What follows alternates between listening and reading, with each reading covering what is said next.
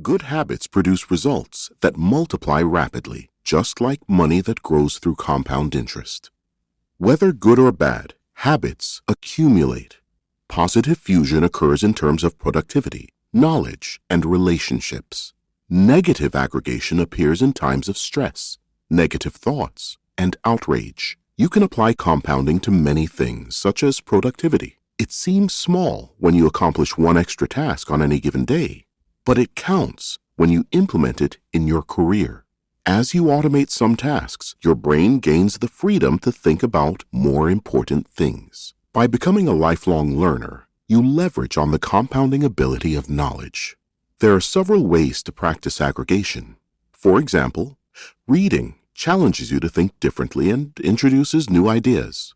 Growing in kindness also produces compound interest in terms of your relationships.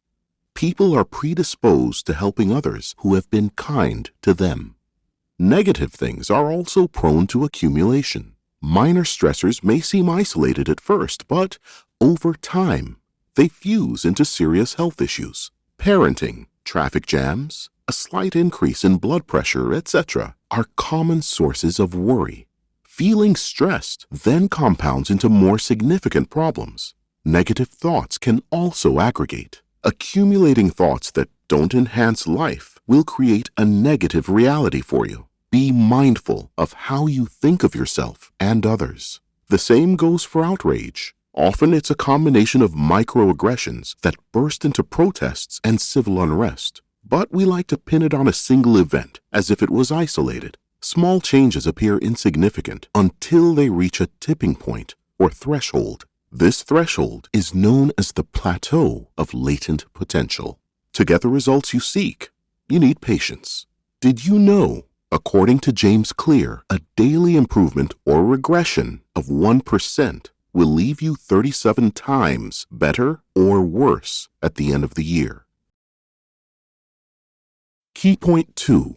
Breaking a bad habit is an arduous task. It is complicated to build good habits and perhaps more challenging to break bad ones. However, it is possible. There is a hack. Instead of focusing on the outcome you seek to achieve, which may seem far off, spend time creating an effective structure that allows you to progress toward the goal. Goals tell you where you want to go, and systems show you how to get there.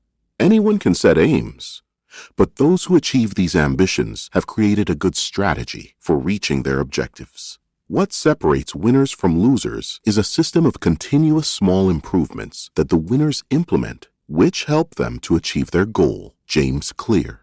Aims are transient. Everyone wants results, but problems often resurface with this mindset. Lasting change comes from creating the proper process and automating procedures. The excitement that comes from achieving goals is usually short-lived. Besides, people who focus on goals tend to put off being happy. With a systems-first mentality, you enjoy every step that leads up to the aim. If the things you do please you, you'll want to do them again. A systems-first mentality frees you from a straitjacket approach to reaching your ambitions. Sometimes life happens, and you must take a detour on your road to success. A good system adjusts readily to new situations while keeping your destination in mind. Goals often get in the way of creating sustainable processes. Old habits return when nothing can sustain you beyond reaching your target. For example, if you aim to lose 20 pounds, there are some ways to accomplish what you want. However, you may revert to old habits after hitting the 20-pound mark because you still need to create an effective system that helps you manage your weight. You're not playing to win one game, but to become a champion.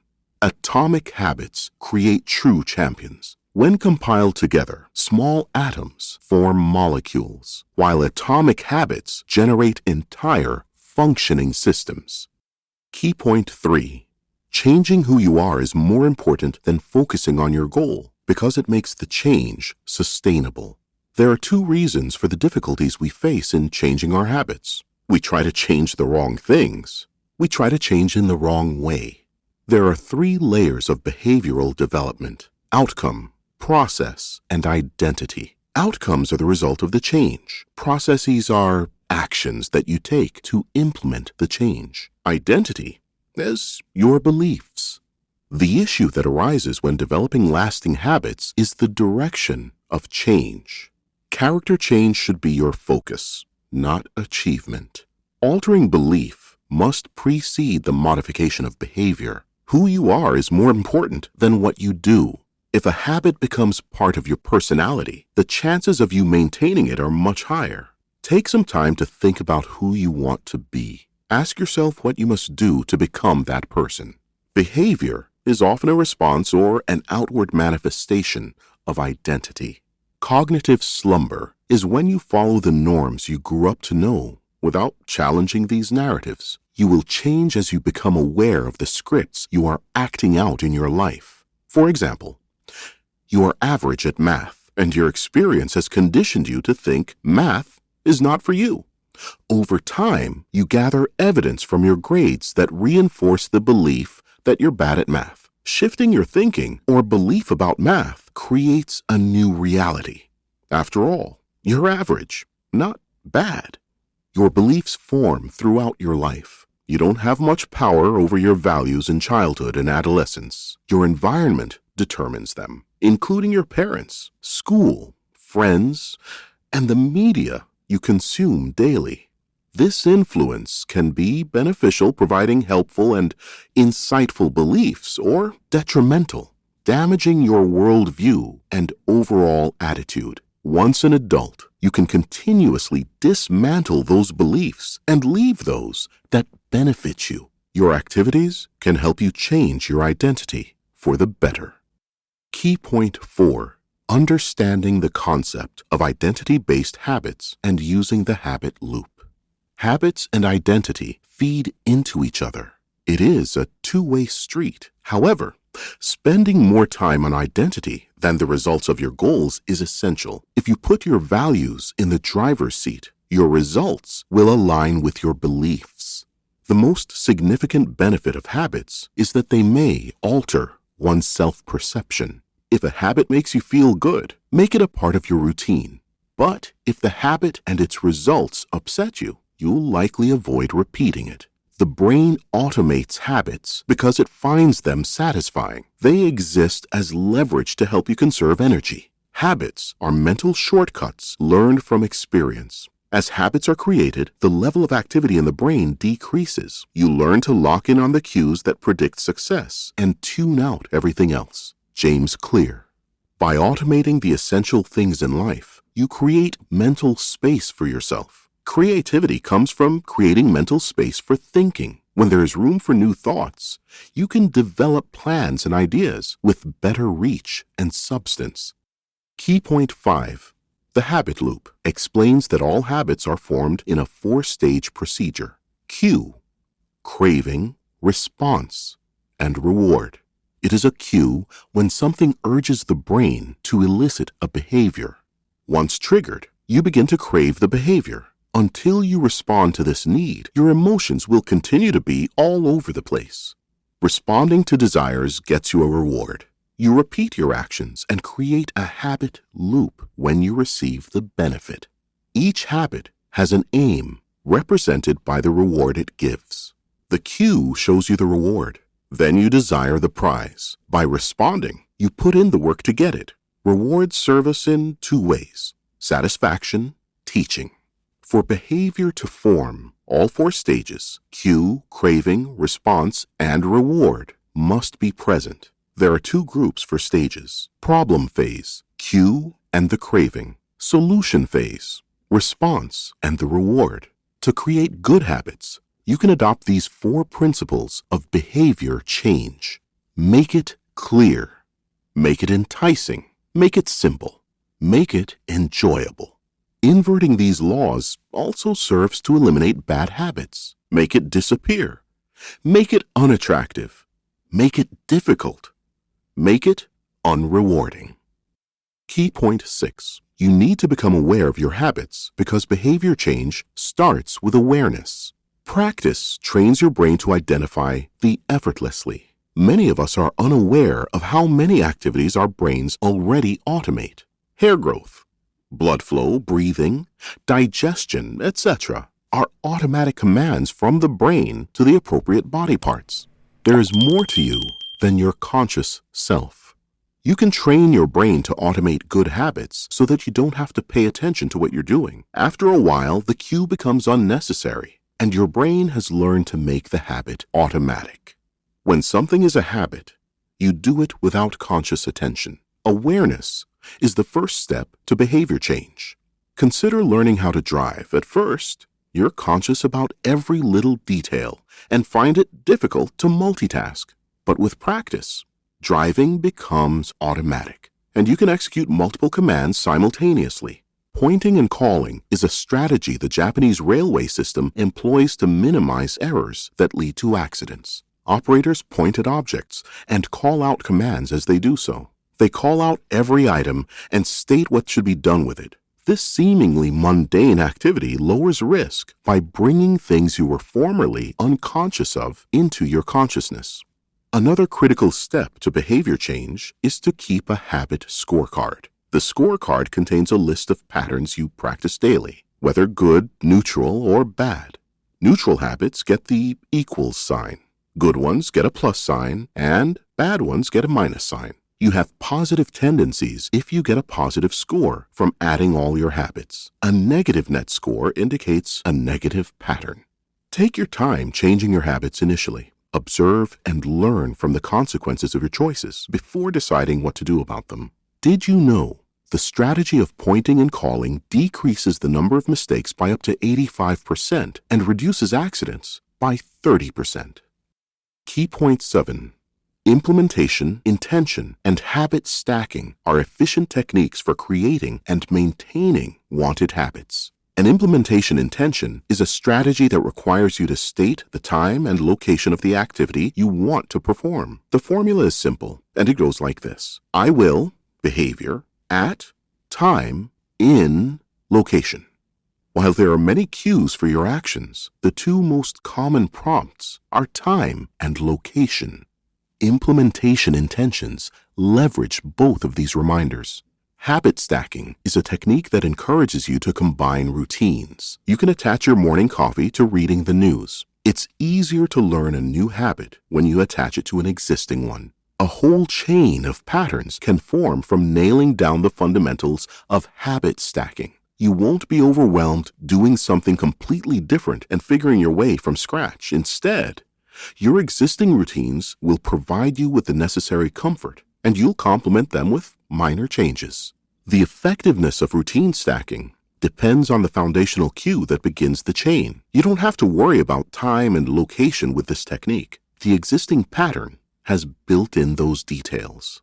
These strategies are effective ways to apply the first law of behavior change. The cues they create are vivid, and the correct application makes it easy to elicit new behavior. Your environment often leads you to make certain choices that betray your identity. Subtly, your environment can make you behave in specific ways. Kurt Lewin suggested that behavior is a function performed by a person under the conditions of their environment. You should be more aware of that and know when not to succumb to the impulses the outside world creates for you. For example, if you want to quit smoking and your friends smoke frequently, you should note when your urge to smoke appears just because you don't want to miss out. Less than 20 years later, an economist, Hawkins Stern, found that the same principle applies to advertising. Stern found that seeing a product for the first time can make shoppers create a need in their minds for the product. He called the phenomenon suggested impulse buying. Key point 8. Each living thing understands the world in its way and loves undelayed rewards. Humans' primary means of perception is their sensory nervous system. Out of 11 million receptors, sight takes up the most, 11 million. The good thing is that you can create an environment where you see what you want to see. A habit can become enticing if it has the right visual cues attached to it. You can use strategies that encourage bad habits to promote good ones. You are more likely to form a habit when there are multiple triggers in your surroundings. Scientists have found that people with high self-control have designed their lives to avoid cues that make them lose control. Rearrange your environment to produce the results you seek in your life. Self-control works when you find yourself in a compromising situation unexpectedly. When you have to muster strength daily to resist temptations, it is only a matter of time before you fall into it. Optimize your environment to save your willpower for when it's needed. That environment includes the online world. We want to repeat activities that bring us joy. The human brain appreciates immediate rewards. An accountability partner can help demand penalties for habits you want to stop. Humans tend to seek the approval of others. Thus, we want to keep the social contacts we make. It is easier to progress when the habit you're forming aligns with your values and does not require you to do things you know nothing about. This challenge is important because we tend to lose interest in boring and routine things. Satisfaction comes from surmounting some form of obstacle. Deliberate practice keeps you sharp and opens your eyes to errors that a routine may not see. For example, a person who has learned to drive may find it difficult to continue to see aspects of their driving that needs improvement after a while. But intent makes you constantly push yourself to have a sense of awareness that points you to possible blind spots. You can achieve finesse through habits and intentional actions. Key point 9. The brain's response to enticing opportunities is immediate. The change in dopamine levels indicates the second a longing appears. Dopamine is vital to habit formation. Most addictive substances release a high dose of dopamine. Hence, they are challenging to break. Regular activities like drinking water, having sex, and eating also release dopamine. The anticipation of a reward has a stronger hold on the brain than the reward itself. It is this feeling that elicits every action. Doing something you love, along with the right behavior, makes it more attractive and is a process known as temptation bundling. Temptation bundling is an application of Premack's principle, which states that behaviors more likely to occur can encourage less plausible ones. Our cultural context determine the behaviors we like. Our innate desire to belong to a group or tribe makes us embrace behaviors that the group praises. This group can be people we admire, people who share the same background as us, or our close relations. Group behavior often trumps individual behavior. If a person who isn't a bully keeps bullies as friends, they may become bullies themselves to appear cool to the group. You need to be aware of how outside behavior influences you. It's also a good idea to surround yourself with people who make you feel good and don't force you into doing something that makes you uncomfortable. Frequency is more important than duration when it comes to habit formation. Repeated practice is better than elaborate planning and implementation when you want to develop a habit. Keeping it simple is the third principle of behavioral change. Doing something many times means you should do a little at a time. Remove as many obstacles as possible to ensure you continue forming a new habit. Ensure you can complete it within a short time. Apply the 2-minute rule. Each new habit shouldn't take more than 2 minutes. The time should increase after you've mastered it. Do the opposite for habits you want to stop. Make the practice hard. If you restrict your access to habit-forming cues, you will eventually remove them from your life. Conclusion. Habits change when you commit to making a 1% improvement daily over an extended time. Like atoms, these improvements stack up to form a whole organism. Thus, focus on creating systems that enable you to stack up these atoms. Focusing on systems ensures that you continue to improve after reaching specific goals or milestones you have set for yourself. Before something becomes a cue, it needs to be assigned a meaning. If you do not become aware of a cue, it will be impossible to crave it. Contentment with your current situation is the key to happiness. Happiness disappears the moment a new desire comes along. We long for the representation of pleasure created in our minds. The driving force of behavior is desire. If you nurture a desire for the needed habit, you will maintain it. Emotions drive action. Logical reasons are not as powerful as emotions when doing something. And craving comes before a response. It is our feelings that determine what we do. We evaluate actions only after we have carried them out. When these actions are satisfying to our brain, we get reminders at a later time to repeat these actions. Be mindful of what gives you satisfaction. Try this. Create a habit scoreboard to see whether you have a net positive or negative pattern. Identify one routine you want to stop and one you want to develop. Apply the appropriate methods to the habits.